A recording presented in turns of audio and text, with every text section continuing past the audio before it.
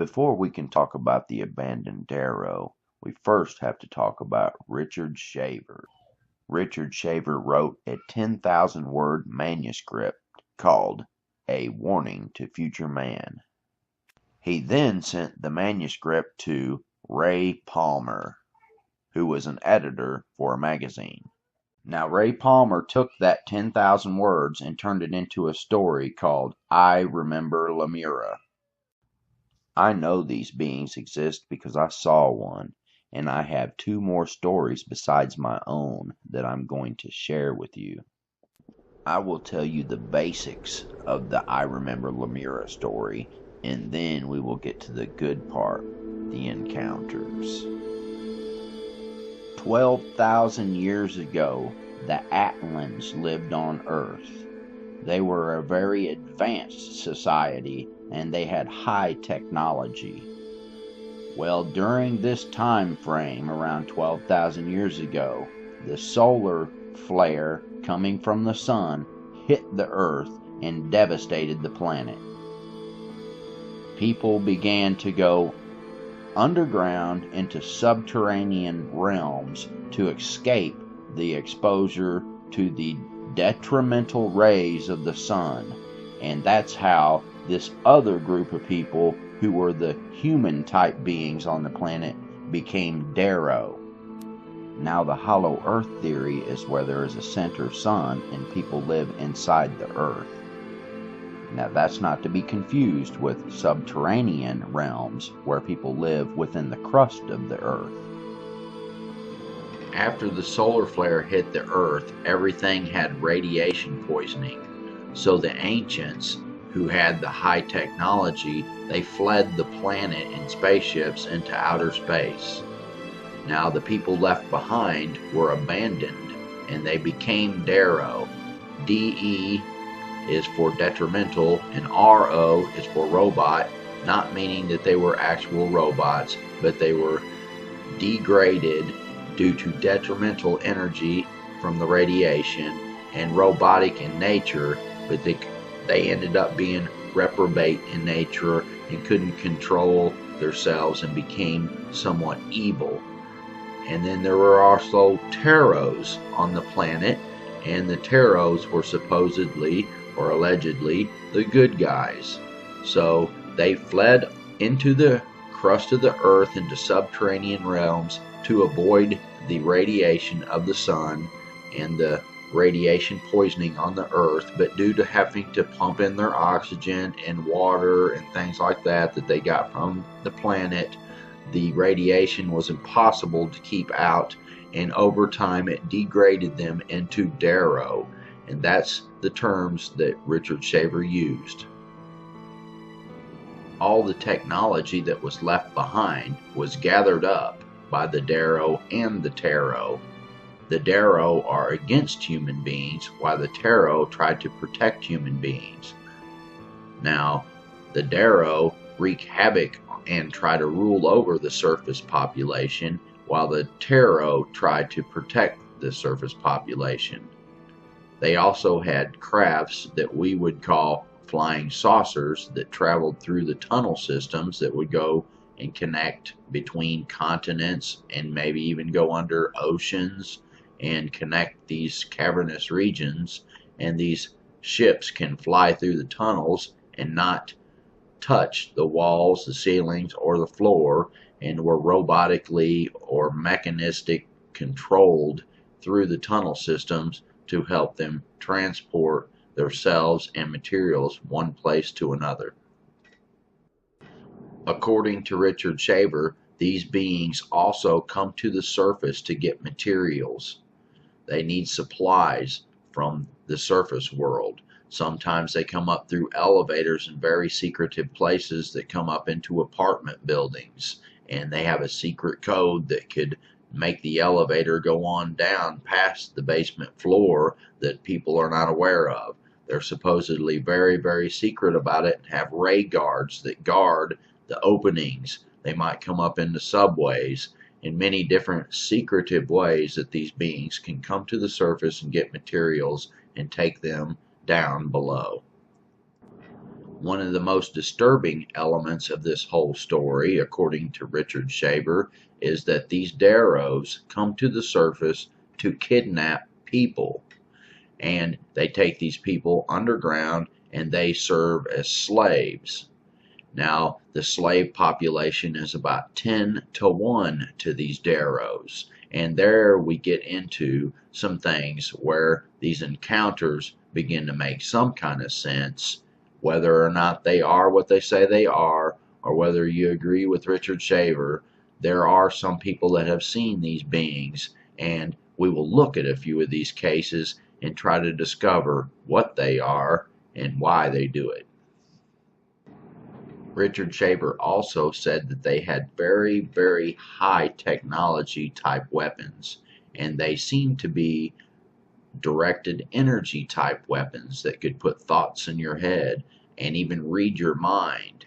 All kinds of weapons that could be used for good or for bad. And the guard people who guard the openings to these things, these underground realms, were called ray guards, and they used certain types of weapons to guard the entrances to the underworld, while the Darrow used these weapons to torment people on the surface world, where people might have cases where they hear voices and get accused of having schizophrenia, and many cases that we find in this day and age of people like Aaron Alexis, the shipyard shooter, who was hearing voices and claiming people were targeting him through the ceilings or through the floor or through the walls, and he was hearing voices. They wouldn't let him sleep, and all kinds of things that ended up making him go crazy and shooting people at the Navy shipyard. And I think maybe he was being targeted, whether it was by the military or the Darrow or a combination of both, who knows. But they had very high technology that they could target people with. Some of you have seen my story called Hollow Earth, My Encounter with a Darrow. Well, after viewing that story, I had a man who sent his story to me and asked me if I would share it. And it goes like this. I was laying in my bed at night, and I was 18 years old. I was scared of the dark at that time, so I always had a flashlight under my pillow. My dog was with me on the foot of the bed, and all of a sudden I heard a honking laugh. Honk, honk, honk, honk. And I wondered what it was, so I got the flashlight from under the pillow and I shined it up at this being. He was standing at the foot of the bed, and he had a long nose and blue around the nose. The being told me, if you move, I will hurt your family, so hold still. The being then came around to the side of the bed, and the dog had just took off because it was scared. Well, he came to the side of the bed and he stuck this instrument to the side of my head near my eye on the temple area. When he did that, I felt a very sharp pain and it hurt for a minute. And then the being proceeded to laugh in that honking sound again. Honk, honk, honk, honk. The being then told me, I am from a forest called Whitaker. And then at that point, the being laughed some more, honk, honk, a honking laugh that was spooky. The being was not worried about me or what I was going to do. And at that point, there was a loud scream, and it was so loud that it hurt my ears. And then the being disappeared, and I looked over to find my dog, and it was hiding in the corner of the room. And at some point, this being told me, and I can't remember when it was exactly, but he told me he was a demon. The being also told me he was from another planet. So he was from a forest named Whitaker from another planet. I really would like for you to go watch my story when this video is over and compare it to how similar it is to this man's story. And now we will get to story number 2. December 24th, 1945. The day before Christmas, I decided to go to Thom McAn's store to get a new pair of shoes. The store was located on the corner of South Saginaw Street and Union in Flint, Michigan, about 3 blocks from where I lived. It was a dreary day with a steady, light snow, just warm enough to make the streets wet and sloppy. As I stood at the intersection facing the Retallo Theater and waiting for the signal light to change, I felt a very strong sensation come over me, and my eyes were drawn to 2 people standing under the light post across the street. This couple exerted a strange pull on me, with my eyes becoming attuned to theirs. I stood magnetically transfixed, unable to move and unaware of my surroundings. At last my mind became completely attuned to theirs, and our eyes seemed to pierce each other's. There are no words to explain the wild panorama of thoughts and feelings that came over me. Telepathically, they impressed me that they were Taros, and that I knew them personally, and knew that they were Taros from a cavern world. Soon the light changed, and as they crossed the street, they passed within 6 feet of me. I decided to walk over to them while I searched for the right words to start a conversation. Try as I may, my body would not respond to what I wanted to do and to what my mind was telling it to do. In those few seconds when they passed so close to me, their eyes did not waver right or left, and their thoughts left a mark in my mind. They seemed to say, "Guard your thoughts from unfriendly rays." I was stunned and speechless as I helplessly watched them go up the street with the crowd of Christmas shoppers. At that moment, I was again able to move. Just as they seemed to merge into the crowd and disappear, hastily I walked after them, and I assure you that I could not catch up to them. But try as I may, I couldn't find them. It appeared as if they had become one with the other people. As I rushed to the spot where last I saw them, I physically examined the crowd of people. The couple had simply disappeared or became invisible from my mind. Later, when I returned home, I slouched into my easy chair and privately mulled over the whole experience in my mind. I considered writing down the events and to send them to Ray Palmer and Richard Shaver. As I thought about it, I got a strange feeling they wouldn't really believe me, and I shouldn't tell anyone. I was impressed that this experience was for me alone, and that possibly Shaver or Palmer would not believe me. As I thought it over, it appeared in my mind that these 2 strange people didn't want to be exposed, that they might get into some kind of trouble from the ray guards of the underworld. I didn't want them to get into trouble over me, so I never bothered Shaver or Palmer with my story, nor anyone else until now as I write this material from Shavertron. I must first get you to realize that in 1945, when this happened to me, there was no source whatsoever outside of Shaver and Palmer to help explain the experience which I had. Today, there are hundreds of ufological searchers presenting material which would and does explain what I encountered. Only in 1946 issue of Amazing Stories was a tarot ever described by Richard Shaver. First, I'll attempt to describe the male tarot. He was about 6'3" and about 175 pounds. He appeared thin and lean, yet with physically strong limbs and structure. His nose was one that is not easily forgotten. It extended down and curved under his chin. I can only say that it must have been at least 7 or 8 inches long. His facial complexion had a very gray ashen hue and was quite pitted or pockmarked. His cheeks shallow, and his eyes were gray or blue-gray. I only saw his left earlobe, but it was exceedingly long. His attire was the early 1920s, all in differing shades of gray. His hat was extremely large for his head, which pricked my curiosity further.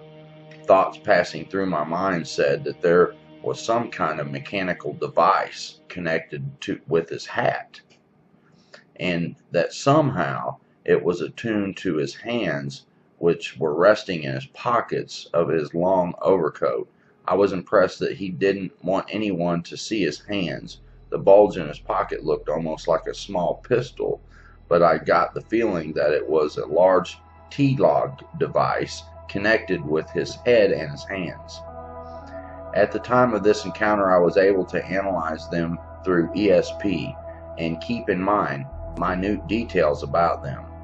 While still other thoughts flowed in mind, I was aware of Shaver, as if they were letting me know that Shaver was right. These thoughts reached me even though there was an attempt to cover up the ray guards, for I was aware of a far-off conversation of thoughts with my own inner vision. The woman appeared to be from 22 to 26 years of age and maybe 5'4". She had a beautiful olive complexion, like someone had been taking a lot of sun baths at a beach in Florida or California. Her eyes were very large with deep black orbs which seemed to penetrate into my thoughts. Her face was small with a delicate nose, mouth, and chin, which made her eyes very predominant. I became aware of her unusual inner beauty more so than her physical beauty. She too was telling me that she was from the cavern world while making an effort to guard her identity and protect herself from the unfriendly rays. Her clothing, like her companion, was from the 1920s. They were drab and had seen better days. She wore a coat dark brown that reached below her knees, and her stockings were of the old cotton style. Her hat, too, was very unusual, and I sensed that it also had some kind of connection with the mechanical device in her hat and purse.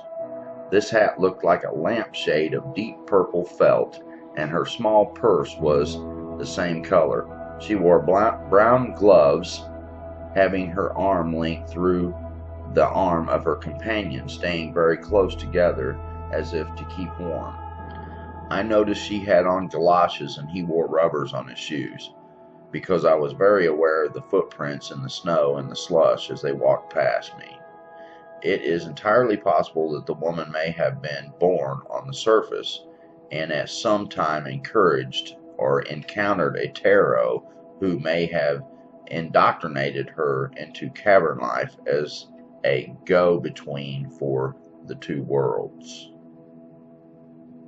Now, Shaver said in an interview with Long John Nebo back in 1954 that these tarot and darrow were demonized, and none of them were necessarily good. And some of the creatures that were in the Shaver mystery had horns and tails and things like that. So I'm going to leave it up to you, the viewer, to decide what you think. Now, this experience that this guy had that I told a minute ago, that he had this creature tell him that he was a demon, that's very suspect, and some of the abilities that these creatures have seem to be similar to abduction scenarios and other types, sleep paralysis scenarios, and different situations that I've run across in all these videos and studies that I've done. So subscribe, comment, and please share these videos for me, because it really helps me out in keeping this channel going. Thank you very much for watching, and I will look forward to hearing from you. All your comments, I really appreciate them, and no matter if you agree with me or not, thank you very much. So be sure to share these videos and go watch other videos on my channel. Check out the other video that I have, Hollow Earth, my encounter with the darrow, and compare it to the first scenario and encounter that I told you about. Goodbye, and see you on the next video.